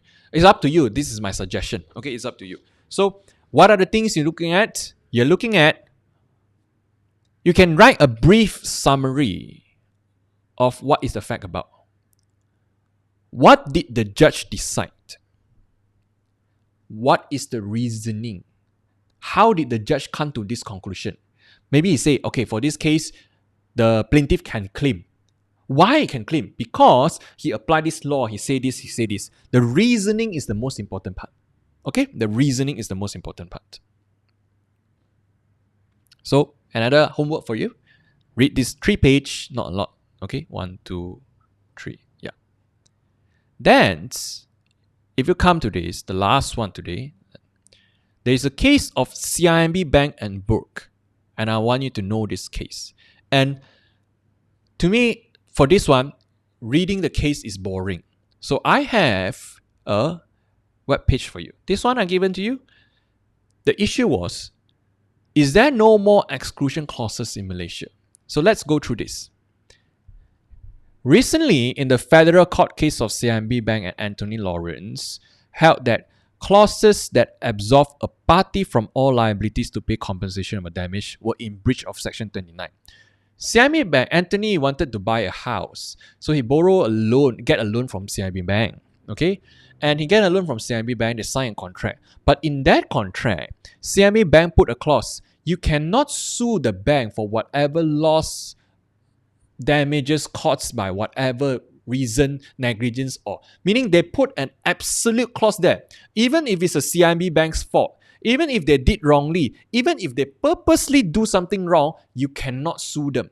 You cannot sue them for them. You not only cannot claim damages, you cannot sue them as well. Now, you see, in criminal and contract, if you want to be a good one, you go into very deep analysis. You cannot get remedy is one thing. Cannot sue is the other thing. Meaning what? Meaning any legal aid or legal pathway is being restricted once you sign that contract. You cannot go to court for whatever claim. Not only you cannot get any damages for him, from the bank, you can't even initiate a claim or sue him for whatever reason. So they put a clause there. You see, what is the clause? Notwithstanding anything to the contrary, in no event will the measure of damages payable by the bank to the borrower for any loss, nor will the bank be liable for any amount of money, incidental, consequential, blah blah blah, even if the bank has been advised of possibility of such loss and all such loss expressly disclaimed. Meaning you can't sue him really. You can't claim anything against him. So they put a clause there. And what happened was, the borrowers are husband and wife. They obtained a loan from bank to finance a property which under development. Pursuant to the sales and purchase agreement, payment must be made progressively against the certification of completion issued at each progress billing. Now, what it means is this. When you buy a house, when it hasn't been fully built, okay, they will take 3 years to build. But you need to pay every 3 months, you need to pay certain money first. So that's the agreement that you sign with the developer. So this Anthony, he go and borrow money from the bank. And the bank say, okay, we'll pay every 3 months to this developer. In the same time, you can start paying us loan. Okay, so just like buying a house. So, however, despite having made some payments, the bank failed to pay the progressive claim, meaning the bank forgot or whatever technical issue. They didn't make the payment on behalf of the buyer. The developer then terminated the SPA because the buyer didn't pay the money. It was not the buyer's fault. It was because the bank forgot or somehow didn't pay the money. As a result, the borrowers, meaning Anthony, filed a claim seeking for damages suffered resulting from the termination. So Anthony now sues CIMB Bank and say, hey CIMB, you didn't do your job properly, causing me to lose the property. Now the developer don't want to sell me anymore and terminate the contract. I want to sue you and claim damages because of your negligence. Why didn't you make that progressive payment to the developer? Then the CIB Bank will say, hello Anthony, you can't sue me because when we sign a contract, there is an exclusion clause here that say you cannot sue me for any damages whatever. So now the issue was, is this clause valid or not valid? Can you have a clause that totally restrict a party from initiating any claim against you to claim for any damages? So he sought this. High Court say the clause written by CIMB Bank in a contract stopped Anthony from initiating any claim against the bank. But when you go to Court of Appeal, they overturned. They said the bank breached its duty to the borrower to exercise reasonable care and skill, and violate lah. On the defense, they say that here, clause 12, which is the clause stated up there that stop the Anthony from initiating any claim.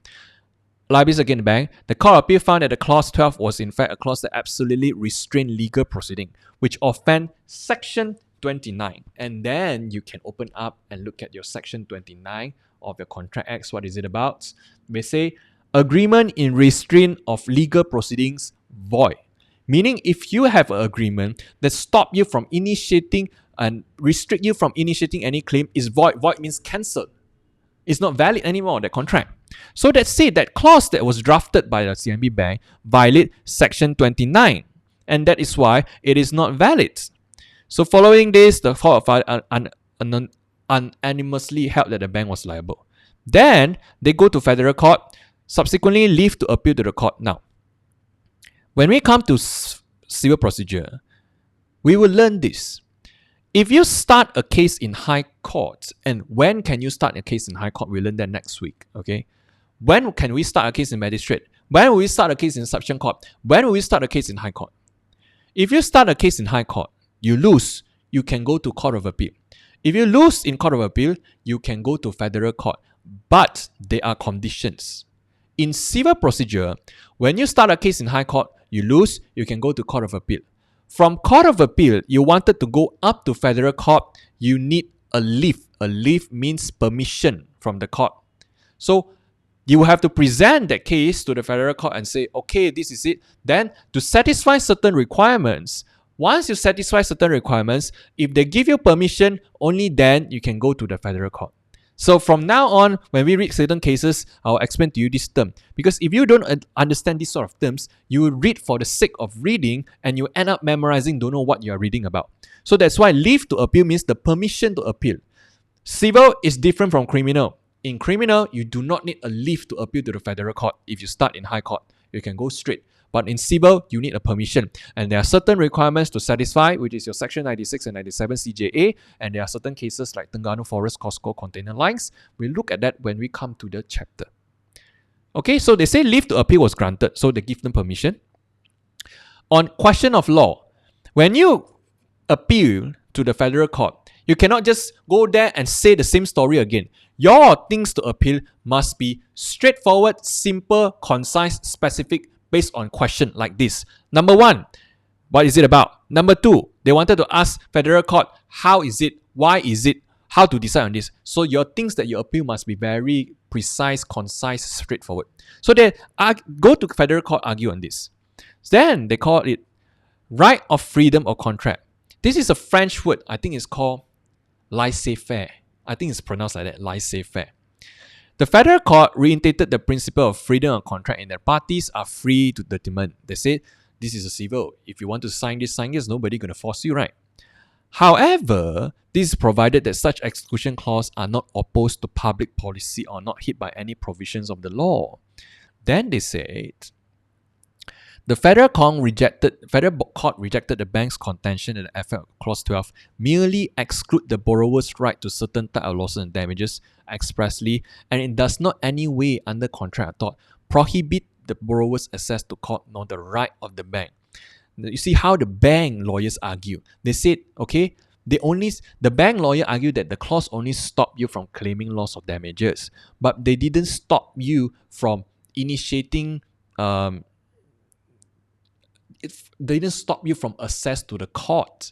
That is what the bank. You see how fine the legal argument go into very fine between the lines.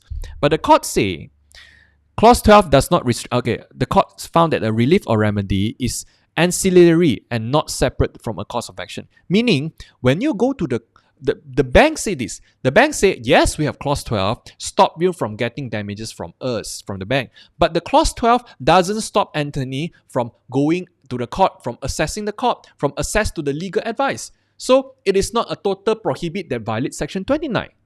But the court say, when you go to a court, when you access to the court, what's the purpose of it? The purpose is to get money and damages, right? So if you say you cannot get damages, it's the same thing of saying that you cannot go to the court. Because what's the purpose of me going to the court? Is to get damages. So he's saying that, okay, ancillary to and not separate. And that there is no distinction between existence of right and enforcement. Therefore, he said, violated section 29. That is what he said. Actually up until here it's okay. Down there, then they talk about Pacific Bank. Okay, that one you can read on your own. Not that important, okay? They quoted some other cases down here. All right, a little bit. So, your job today. What are we doing? We done the first session on introduction. Then we look at subject to contract. I want you to read that article on Lokai and Charles Grenier. Listen to how I present the argument, how I speak to the client. I want you to learn that skill in your future work. And also, where do I stand from the point of view? Depending on who you advise. That is same thing how you want to write in your answer. Don't write that kind of answer, if follow this like this, if follow that like that, the judge will decide. No. Stick to that. Okay, we'll follow Lokai or we'll follow Charles Grenier. Alright, be firm. Then we talk about privity of contract. Okay, the case Shipyard Naval Dynaforce Shipyard Naval Bolstead Shipyard Naval. What's the name? Okay, and also the article of payment that 4 ways agency, trust, thoughts. Okay, of negligence. Okay, read the article. Parole evidence rule. There's nothing much to do. You can open up on your evidence study manual on section 91 and 92. Exemption clause. I want you to read that 2 webpage I give you, Matt McDonald, and also I want you to read the case of Sekawan Guards, and also this CIMB Bank and book, and against Anthony and book. All right, good. Now we come to, I think we'll finish early today. So I don't want to take too much. Let's go slow a little bit and, slowly get to the rhythm and momentum. So it has been a good week. So I think by this week and by end of next week, for sure, you'll get used to the style and momentum of the class. You know what to do. And I think I'll text you all probably end of this week or probably next week or so and see how you're doing. And I wanted to know a little bit more about you, your current situation. Are you working, not working, things like that. Okay, so that I can tailor my advice based on your current conditions. All right, as usual, you know, if you have questions, you can always text me. All right, everyone okay? Now, if everyone is okay, then we will stop here and let you all off early. So I think we have a very good, intense, comprehensive, compact. I think by end of next week, you know roughly the style, how I'm going to bring you. Okay, so you know what to do. So like what I say, no need to waste your brain and time going memorize not related stuff. If I say memorize, you memorize. If I don't say, just read it. So I think I particularly mentioned what you're going to do every class. Okay? Right. Then I'll stop here and I'll see you all next week. Monday. Monday, right? Today is Thursday, right? Yes. Okay? All right. Okay. Bye-bye, everyone. Bye.